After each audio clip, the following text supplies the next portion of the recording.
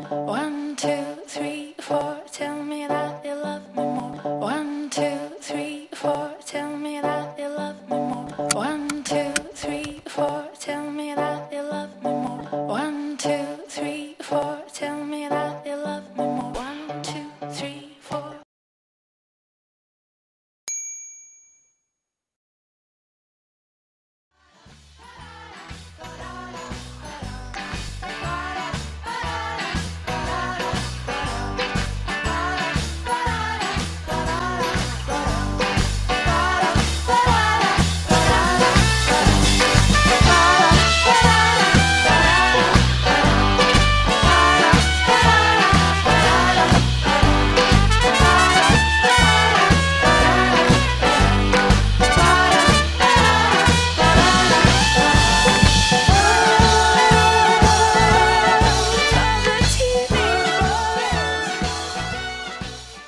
Salut à tous, bienvenue sur ma chaîne Les Folies de Nini. On se retrouve aujourd'hui pour une petite vidéo un petit peu spéciale. Comme vous avez pu voir en fait juste avant que ma tête apparaisse, nous attendons bébé 3 qui arrivera sûrement pour le mois de mars. Donc voilà, on est ravis de pouvoir... Enfin pas accueillir parce que bon il est pas encore là le bébé, mais bon voilà, je suis enceinte, on est content, à la maison tout le monde est content. Donc du coup je voulais vous partager un peu ce petit bout de notre vie à nous, et puis que vous puissiez suivre un peu l'évolution de ce troisième bébé, que de toute façon vous verrez en même temps que les deux petits boudins qui apparaissent de temps en temps. Hein, je vous raconte un peu grosso modo les 3 premiers mois, parce que là du coup je suis à mercredi, je serai à ma 15e semaine d'aménorrhée. Donc tout a commencé, du coup ça faisait à peu près 9 mois qu'on essayait de faire un troisième enfant. Et du coup je l'ai su pendant nos vacances à Narbonne. Et que vous dire pendant les vacances, que j'étais plutôt horrible. Une humeur mais dévastatrice. J'étais odieuse avec tout le monde, avec mon mari, il en a pris plein la tête. Alors que d'habitude on s'engueule quasi jamais, et puis là le pauvre... Pauvre chéri quoi. Franchement j'ai été très chiante. J'ai été très chiante, je me suis engueulée avec tout le monde. J'ai été vraiment relou, la relou de base quoi. La meuf qui gueulait tout le temps, elle avait toujours un truc à dire, jamais contente.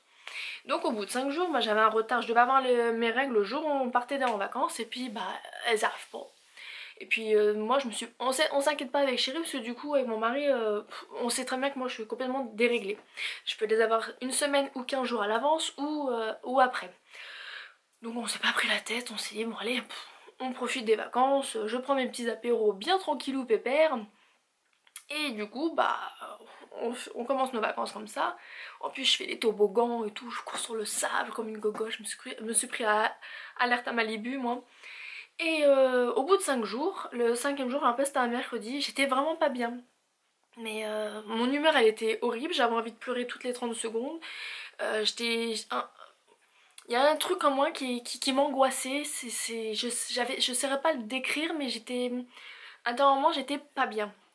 J'essayais d'expliquer ça à mon mari, il comprenait un peu ce que je voulais dire. Et puis on va pour faire des courses, et là dans le magasin j'étais pas bien, j'avais des vertiges et tout, et je lui dis écoute Samir, vas-y viens, on achète un test de grossesse, et puis on voit comme ça, et puis voilà, ça se trouve qu'en fait je me chope une petite maladie, et puis c'est tout. Et là on arrive à notre camping, à notre bungalow, et puis on range les courses, et là je fais le test pendant que lui il va faire un montage vidéo. Et, et là je vois les 2 barres qui s'affichent, mais d'un coup, j'ai même pas attendu, hop, d'un coup ça a apparu. Et je cours dans la chambre et je dis je suis enceinte. Donc super content, il était content, j'étais contente, on a eu notre petite larme à l'œil. Ma mère elle arrive dans notre truc pour qu'on vienne manger, pour qu'on vienne prendre l'apéro. Et toujours nous, c'est la famille apéro chez nous. Et du coup je dis je montre le test à ma mère, tout émue et tout, et puis ma mère elle fait ah bah t'es très contente, t'es heureuse ma mère. Et elle me dit mais c'est pour ça que t'étais relou en fait. Donc voilà, tout s'explique. Donc mes petits sauts d'humeur très... Alors que moi ça m'était jamais arrivé sur mes 2 autres grossesses, c'était vraiment le truc, mais je savais pas ce qui se passait, parce que moi pour mes autres grossesses, pour Nora j'ai fait une prise de sang au boulot, parce que voilà je travaille à l'hôpital, et puis c'était un peu plus simple. Et puis pour Sophia pareil, en fait j'étais de nuit et puis je me suis dit ah, je pense que je suis enceinte. Et voilà, j'étais enceinte. Mais là j'étais pas bien, pas de douleur, pas les, vous savez, les seins complètement gonflés et tout, enfin des douleurs dans la poitrine, rien du tout, mais vraiment rien du tout. Mais juste cette humeur de chien, j'étais horrible. Et bah du coup l'aventure commence, hein. Donc on l'annonce aux filles, donc Nora elle a du mal à percuter parce qu'en plus il y avait du monde et tout ça, il y avait ma soeur, mes neveux et tout, donc elle a eu du mal à la percuter. Et après on lui a répété maman elle est enceinte et tout, donc elle était contente, elle avait sa petite larme à l'œil et tout émue. Sophia pareil, elle a très bien compris. Je vais être grande sœur, elle était fière et tout, et puis dès que... Même encore au jour d'aujourd'hui, quand elle joue à côté de moi, dès qu'elle a un petit geste brusque et qu'elle me donne un coup, je dis attention, fais gaffe, et elle est là, elle fait oh pardon maman, pardon. Elle fait un petit bisou sur le bidon et tout, elle fait oh pardon bébé. Donc voilà, donc elle est très câline. Plus pour le bébé que pour moi. À la limite, je lui dis tu me fais un bisou? Non, je fais bisou bébé. Elle fait un bisou sur mon ventre. Ok, merci. Sympa les gosses. Et donc du coup... voilà, le mois de juillet passe, je reprends le travail et puis à la fin juillet, donc c'était le 31 si ma mémoire est bonne, je travaillais, j'étais de nuit et là du coup j'ai saigné, j'ai saigné un petit peu au boulot. Donc ma collègue, vu que je travaille en gynéco, ma collègue elle me dit profites-en, va aux urgences. Donc je vais aux urgences, l'interne elle me fait l'écho, elle me dit écoute, y a rien qui... Y a rien, tout va bien, j'ai pu écouter le cœur du bébé, elle m'a dit bébé va très bien, donc là c'était une petite émotion à 4h du matin, tu vois, oh, c'est trop chou. Donc voilà, je rentre et tout, j'explique ça à mon mari, il dit oh là là. Donc j'étais en repos en plus juste après, puis du coup j'ai été voir mon médecin en urgence. Donc j'ai vu mon médecin. Et elle m'a dit écoute moi je pars en vacances pendant un mois, je t'arrête un mois, je veux pas prendre de risques si t'as un problème et tout ça, donc t'es arrêtée pendant un mois. Donc elle m'arrête et tout, et puis pendant le mois d'août, une semaine après mon rendez-vous, donc du coup je renseigne encore une fois. Je me rappelle, j'allais faire mon plein de courses et j'ai commencé à avoir des brûlures, des problèmes de miction et tout, et puis j'étais en plein magasin et puis je sentais une pesanteur et tout. Bon, j'avais une infection urinaire clairement, on va pas rentrer dans les détails, je sentais que j'avais une infection urinaire. Et donc du coup, juste avant de rentrer dans le magasin, en fait, je vais aux toilettes et là je commence à ressaigner un peu. Je suis oh putain et tout, j'envoie un message à mon mari et tout, et puis j'avais plus de déodorant, donc il fallait que je m'achète du déodorant. Donc j'ai vraiment pris, en fait, moi qui voulais faire mon plein de courses, je me suis arrêtée à un déodorant. Enfin ouais. En plus j'avais les deux filles avec moi et pour une fois elles étaient calmes, franchement j'avais vraiment les boules.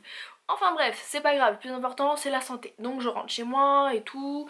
Mon mari il me dit écoute c'est sur saigne là, tu vas aux urgences parce qu'en plus moi je suis résus négatif. Donc j'avais eu mon injection de Refulac. Parce que voilà, quand vous êtes négatif il faut avoir une injection de Refulac. Petit saignement ou gros saignement, il faut cette injection là. Et donc du coup ça se calme. Je vais pas aux urgences, j'attends un peu, et là une semaine après, je ressaigne encore. 2 jours après, je ressaigne encore. Mais c'est vraiment des tout petits saignements, donc moi je me suis pas non plus affolée. Mon mari lui ça le faisait un peu, ça l'agaçait un petit peu, enfin, lui il aurait bien voulu que j'aille aux urgences. Mais bon, aller aux urgences et tout, je sais que j'ai à attendre 3-4 heures et tout ça, et puis on avait discuté avec mon mari, c'était dans la période des... s'il y a une fausse couche, mais une fausse couche, c'est comme ça, c'est la vie, on n'y peut rien... Voilà, moi je m'étais préparée psychologiquement, je m'étais dit voilà c'est une fausse couche, c'est comme ça, c'est la vie. Et donc du coup ça se passe, à la fin du mois j'avais rendez-vous pour mon écho, ma première échographie, donc on a pu voir bébé, j'étais avec Sophia parce que mon mari travaillait et puis Nora était chez ma belle-sœur. Et donc du coup on voit bébé et puis la fille qui m'a fait l'échographie, qui est une amie à moi, et puis elle me dit Nini... attention, t'as un décollement de 30%, elle m'a dit là c'est repos, elle m'a dit tu sors plus, tu fais plus rien, tu restes chez toi. Alors déjà au mois d'août je suis pas sortie, gros, je suis pas beaucoup sortie parce que du coup j'ai dû sortir que 3 fois parce que j'étais fatiguée, je suis au bout de ma vie. Déjà elle pouvait entendre que je suis essoufflée, on dirait une baleine échouée sur le canapé. De toute façon mon canapé c'est mon meilleur ami, canapé, ordinateur, télé. Quoique j'ai plus de télé, j'ai que internet, mais bon ça suffit. C'est mes meilleurs amis pour l'instant. Donc du coup j'avais fait que 3 sorties au mois de juillet, là je crois que je suis sortie une fois. Juste pour aller au restaurant en fait avec mes copines. Et c'est tout. Et encore, je suis rentrée, j'étais fatiguée, j'avais mal au ventre et tout, j'étais vraiment pas bien. J'ai quand même mis 2 jours à m'en remettre. Hein, non mais la fille, c'était dur. De toute façon, le moins de trucs que je fais à la maison, je vais porter ma panière à linge sale. Bon, déjà, j'ai pas le droit, donc en fait, je la fais tomber dans les escaliers. Comme ça, au moins, parce qu'il faut quand même faire des trucs à la maison. Enfin, faut quand même vivre. Donc, je trouve des astuces pour pas porter. Puis j'ai des enfants. La mère indigne, hashtag mère indigne. Non mais bon, Nora m'aide quand même assez. Même si elle fait pas tout ce que je voudrais, elle m'aide quand même assez. Genre elle veut faire des trucs que je veux pas qu'elle fasse, mais sa chambre elle veut pas la faire. Je peux pas, j'ai pas de main. Enfin bref, c'est pas le sujet. Et donc du coup, je trouve des astuces pour m'occuper quand même à la maison, faire ma lessive, mes trucs et tout ça. Les gros nettoyages, du coup il y a ma mère qui m'aide beaucoup. J'ai quand même beaucoup de personnes qui viennent m'aider. Sinon, mis à part ça, pour l'instant je touche du bois, j'ai pas eu d'infection urinaire. Tant mieux, c'est pas plus mal. Donc je me force à bien boire, je mange des cranberries pour justement, parce que les cranberries ça lutte contre les infections urinaires. Voilà, le seul truc qui pourrait m'embêter, mis à part le décollement, mais le décollement en fin de compte, je le vis plutôt bien parce que en soi j'ai pas beaucoup de douleurs, j'ai des petites crampes en bas du ventre, pour moi c'est plus des douleurs en fait, vous savez, des petites douleurs ligamentaires, le temps que l'utérus en fait se remette en place, il grossit donc du coup les ligaments ils tirent. Donc c'est plus ça qui me gêne, mais vraiment le gros problème que j'ai moi pendant ma grossesse pour l'instant, donc faut savoir que j'ai un bypass depuis maintenant 5 ans. Et pour Sophia du coup j'avais des hippos déjà et ça a fait un petit bébé. Donc Sophia elle est née à 2 kg 670 à terme. Et du coup c'est dû aux hippos. Quand vous faites des hippos ça fait des petits bébés. Et donc là du coup c'est rebelote. Je fais hippo sur hippo, quasi tous les jours je fais une hippo. Là je touche du bois aujourd'hui, je n'en ai pas fait. Donc j'essaye de faire attention à ce que je mange. Alors déjà le sucré j'évite. Autant naturel, n'étant pas enceinte, j'essaye d'éviter parce qu'on a tendance à faire le jumping syndrome. Donc ça, j'essaye d'éviter, de faire attention à tout ce qui est sucré. De toute façon, moi j'ai envie de manger que du chinois et du japonais. Donc comme ça c'est clair. Mais du coup, il faut que je fractionne beaucoup plus mes repas. Ce que j'essaye de faire, même si j'ai pas vraiment faim. Franchement, limite 3 repas, ça me suffit amplement dans la journée. Mais voilà, je suis pas toute seule maintenant, on est 2. Donc du coup je me force à faire plus de repas et des fois malgré ça, alors des fois quand je vais dire oui je mange mon repas et dès que je sors du repas je tombe à 0,40. On dit ouais mais faut pas manger sucré. Non mais quand t'as mangé un chipamentier, en soi il n'y avait pas de sucre dans mon chipamentier. Enfin je n'ai pas mangé 1 kilo de sucre juste avant. J'essaye quand même, je suis aide-soignante, bon je suis pas non plus la meilleure au monde des aides-soignantes mais bon je connais quand même un peu mes bases. Et donc du coup, mais même mon mari qui est médecin, il comprend rien. Il sait pas d'où ça vient et pourtant il me voit manger, il voit ce que je mange et même lui il se dit il comprend pas trop. Donc du coup là j'ai mon appareil à dextro à la maison, donc j'essaie de contrôler un peu à jeun, 2 heures après le repas. J'essaie de voir un petit peu, dès que je commence à avoir un peu la tête qui tourne, du coup je vérifie un peu, puis je suis assez souvent en hypo. Et il faut savoir que pour un adulte, pour une femme lambda, faire des hippos en soi c'est pas si grave que ça, mais c'est bébé. Bébé franchement lui il n'apprécie pas du tout. Il n'aime pas les hippos du tout, les bébés c'est pas trop leur truc, c'est pas leur tasse de thé hein, les hippos. Donc ça m'agace parce que du coup je me dis j'essaie de faire plein de trucs en sorte de changer mes habitudes alimentaires et de faire attention à ce que je mange pour le bien-être de bébé, mais ça m'agace parce que du coup j'ai l'impression de tout ce que je fais ne marche pas. Donc là je revois mon médecin à la fin du mois parce que du coup je refais mon contrôle d'échographie pour voir pour le décollement, pour voir comment se passe le décollement, enfin si ça s'est recollé, si ça s'est bien remis. Mon médecin pense que je ne reprendrai pas le boulot pour l'instant, même si personnellement moi ça m'embête un peu parce que du coup limite des fois je préfère être à la maison que m'occuper des filles parce que du coup c'est prenant. Là ça va, elles sont à l'école donc vous voyez je peux même vous parler un petit peu avec vous en caméra et tout. Je refais mes petits contrôles à la fin du mois, urinaire, sanguin, échographie, je revois mon médecin pour un check-up. Elle pense même en fait, parce que du coup c'est mon médecin généraliste qui me suit, qui fait de la gynéco en plus. Voilà, elle a habilité à faire de la gynéco. Donc je voulais que ça soit, c'est mon médecin de famille depuis que je suis bébé, donc je voulais que ça soit elle qui me suive pour ma dernière grossesse. Mais bon, même elle m'a dit, elle pense qu'elle va laisser la main à un gynéco, donc ça serait sûrement là où je travaille.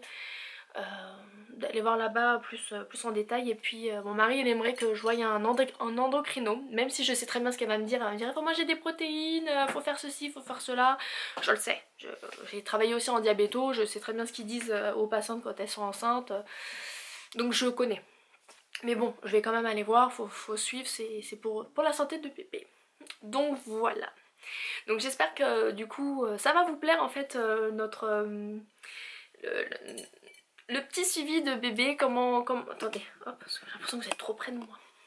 Voilà, j'espère que du coup ça va vous plaire de nous suivre dans cette aventure, dans cette petite aventure bébé.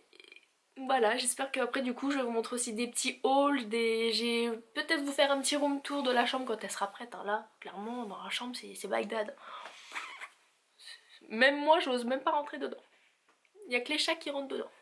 Ou les filles pour chercher des jouets, parce que du coup c'est le débarras à jouer, des jouets que je veux donner à ma soeur, que je veux mettre à la poubelle, enfin bref, c'est le foutoir. Donc du coup bah oui, où bébé va dormir. Sophia matin dort avec Nora, elles sont dans la même chambre toutes les deux, ça se passe assez bien. J'ai pu faire un gros tri dans leurs jouets, tout ce qu'elles se servaient pas, j'ai viré à la poubelle, en plus il y avait plein de trucs de cassés. Quand je vous dis en plus j'ai laissé aussi de côté les anciens jouets de Sophia que je voudrais donner à ma soeur. Il y a des poupées de princesse que clairement j'achète plus pour mon plaisir à moi et elles s'en servent pas, donc du coup bah je vais donner à ma soeur qui a eu une petite fille il y a pas longtemps. Elle sera très contente. Donc voilà, on a commencé à ranger un peu, mais bon on a le temps, on n'est pas pressé hein, franchement. Voilà. Il y a des hauls qui sont prévus à la fin du mois, quand on aura le sexe du bébé. Parce que bon, j'ai commencé à acheter, hein, mais bon, j'ai acheté du mix et tout. Donc voilà, j'ai commencé à acheter 2-3 petits trucs. On a la confirmation du sexe à la fin du mois. Donc comme ça au moins, fin septembre, je pourrais vous dire si c'est une fille ou un petit garçon. Et donc du coup, bah voilà. C'est toutes les infos que j'ai pour l'instant à vous dire. Ouais, voilà, je suis à 15 semaines mercredi. Je vais vous montrer aussi mon petit bidon.